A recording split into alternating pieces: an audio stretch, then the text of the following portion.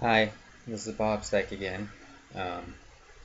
Making another video because I think I should just warn everybody constantly, constantly be preaching the word and constantly be warning people because God appointed me as a watchman, so that's what He revealed to me that I'm supposed to do. I'm supposed to watch for Jesus, preach the word. But anyways, there is a song that I just ran across by Paul Begley. He's a subscriber on YouTube. He's a pastor. Um, it's called the Government Shutdown Song, and I fully agree with it, and I think everybody should hear this.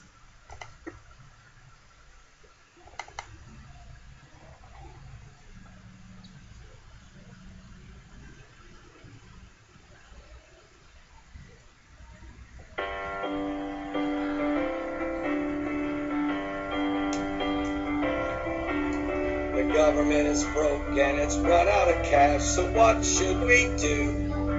Shut it down. The Democrats, Republicans, they can't get along, so what should we do? Shut it down. The economy is crashing and the interest rates are rising. The food stamps are running out and everybody's crying. What should we do? The dollar is dead anyway. The stock market fat cats continue to play. I say shut it down. Send all the Congress home. Shut it down. Don't make another drone. Shut it down. It's gonna be a better day.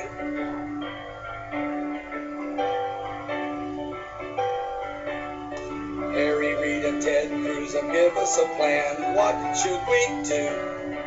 Shut it down. They're raising taxes higher. Put a microchip in your hand. What should we do? Shut it down. The new world order is just in the horizon. Joe Biden and Hillary are now subsidizing the brotherhood. FEMA camps are ready to go. Department of Homeland Security got bullets, you know. So shut it down. We still got time to pray. Shut it down. Call on Jesus today. Shut it down. There's gonna be a better day.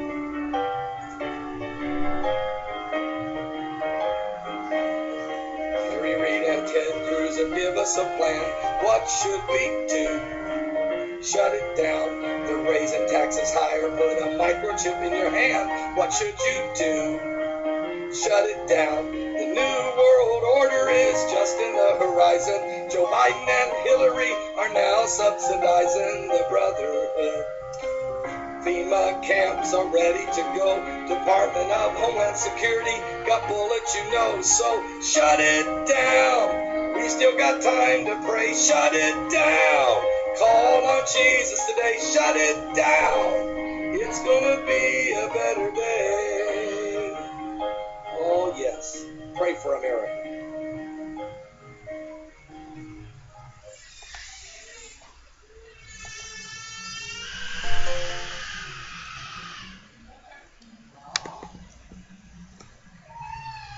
Now, I fully agree with him, to tell you the truth.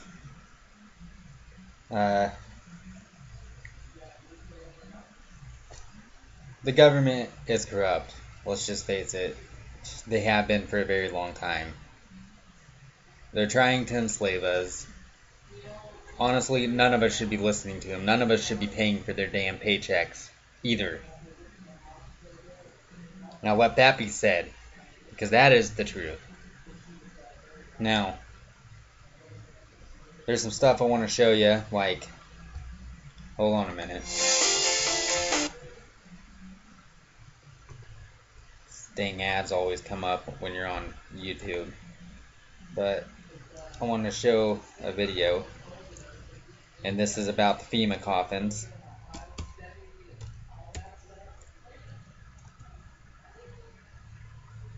Now,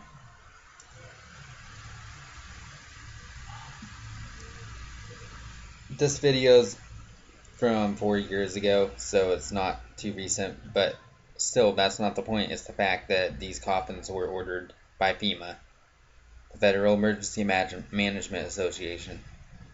But here's the video.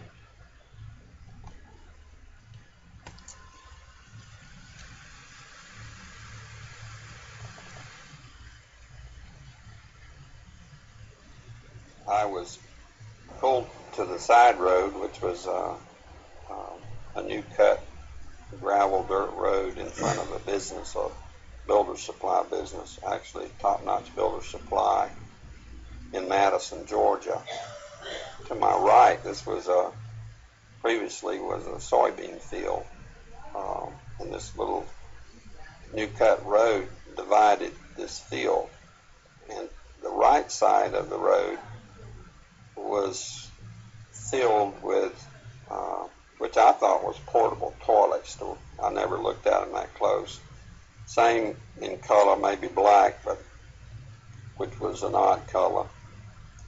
And I was sitting there going over my notes, and a van pulled alongside of me. It turned out to be the property owner, and he greeted me, and he was by himself, and so we had a good little dialogue there, and I asked him about the field of black boxes. What were they? Because I'd never seen anything like that, and his statement was that if he told me, I would be one of few people in Madison, Georgia that knew about them. And he says they're disposable coffins, I believe he told me. And he says there's 100 at that time. He said there was 125,000 there. And they were stacked. He told me 15 high. I asked him who owned them, and he stated that the CDC owned them, and that they were leasing his land for storage. And he said his brother worked with the CDC in Atlanta and had been asked by the CDC to do a 3-year extension to place temporary morgues all across the nation. So in January of this year, 2005, we decided to drive to beautiful Madison, Georgia, and take a look for ourselves. It was on a Sunday and no one was around, with the exception of this one pickup truck that was coming out the narrow road that we were going in on next to this field. We flagged down the pickup truck, and it was providential that the driver of this pickup truck turned out to be the son of the man that owned this field. So naturally, we started asking him questions. And he told us that not long ago, there had been as many as 500,000 of these grave liners or disposable coffins. We asked him for permission if we could look around, and he said yes. So we did. We're just getting an idea for the size of these boxes. What could these boxes be used for? Well, they're called casket liners. And that's an interesting term, isn't it? It's a casket liner. When I first heard the term casket liner, I thought perhaps a lining for a casket. But this is too big to be on the inside of the casket. So certainly this could be used as a casket. This is an inexpensive casket. And you can see the size here. There's lots of room. I think my friends here, we could all probably get inside. It might be a little cozy, but we'd fit just fine. Which tells me that these liners can be used for more than just one. And one more time, what kind of liners are these? Casket liners. These are casket liners. That's what the man said. That's what the man told us. And we're told that there were about 500,000 out here. Later, as I went back to my home office, I spoke of it there, and of course, people usually don't want to hear too much about this kind of thing. So it's never been mentioned, publicly, except just here and there, till I went to a luncheon, a fundraiser for Representative Saxby Chambliss. He was running for his his second term for the U.S. House of Representatives. And it was a crowd probably 100, maybe 150. It was congressmen, senators, state senators, and mayors. There was one table we probably had 2 3-star generals and a couple of 1-star with their spouses. So it was a real high-powered meeting. But the keynote speaker was a congressman, and I don't remember his name. He'd just been in the House for a long time, and he was the chairman of the Armed Services Committee.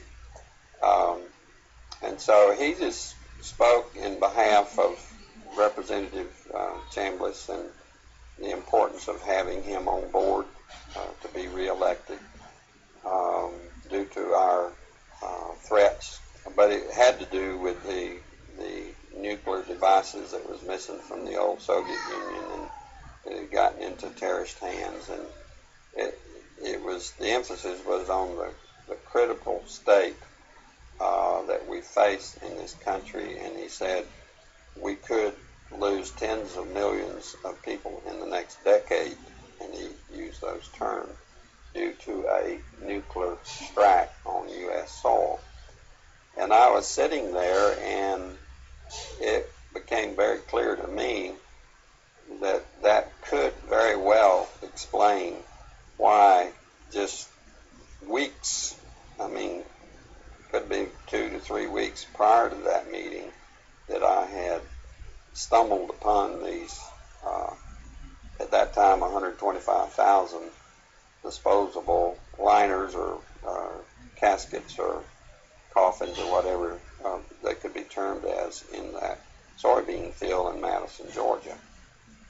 Now, what we've just seen is one United States city outside, this is Atlanta, it has a metropolitan population area of roughly 4 million people. So this is one field outside of one U.S. city, And the brother of the man that owns this field, that the government is leasing this field from to store these disposable coffins, this brother was given 3 years to set up temporary morgues around the country. Now, we found the website that we think these disposable coffins were made at, and we noticed that the lids that they were advertising on the website were rounded. But the lids, hundreds of thousands of lids there, the lids we found, folks, were flat, and they were reinforced. You know what that could mean? You can stack them on top of each other. That's a lot neater to stack them in disposable coffins than what we saw after the tsunami, when we would see bulldozers digging holes and taking bodies and pushing bodies into holes. America can stomach this much better.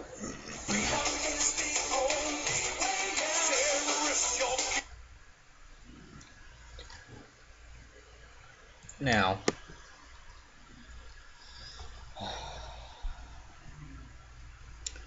you're not going to hear this on the news. You're not going to see that on the news. And there are thousands of trolls on here who are going to tell you that it's been debunked and anybody who knows about this is full of crap. And that they're going to make up some bogus excuse. No, them people are either the Antichrist lovers or the Luciferian religion lovers, or, you know, the people who are going to take the mark. Don't be listening to them. They don't know what they're talking about. These are for us. The coffins are for us. Don't let anybody tell you any different. But I just cannot stress it enough that everybody get right with Jesus Christ. Because if you will be a lost soul and you will go to hell if you do not have him. And if you do not know Jesus, you need to develop a good relationship with him. And there's not much time left. one of these days the door is going to be shut, and the lukewarm will be spewed right out of his mouth. Jesus said this himself. So it's either time to either the lukewarm either get hot or cold. He doesn't matter. He just wishes we were one of them. He'd want everybody to come to repentance. Now, there's some other things that I want to show you, but I'm going to do that at another time. But we need to be preaching the word and praying for everybody who does not know Jesus Christ and for the fallen away. I love you all, and God bless you, and God bless our awesome God, and may everybody be protected by the Lord.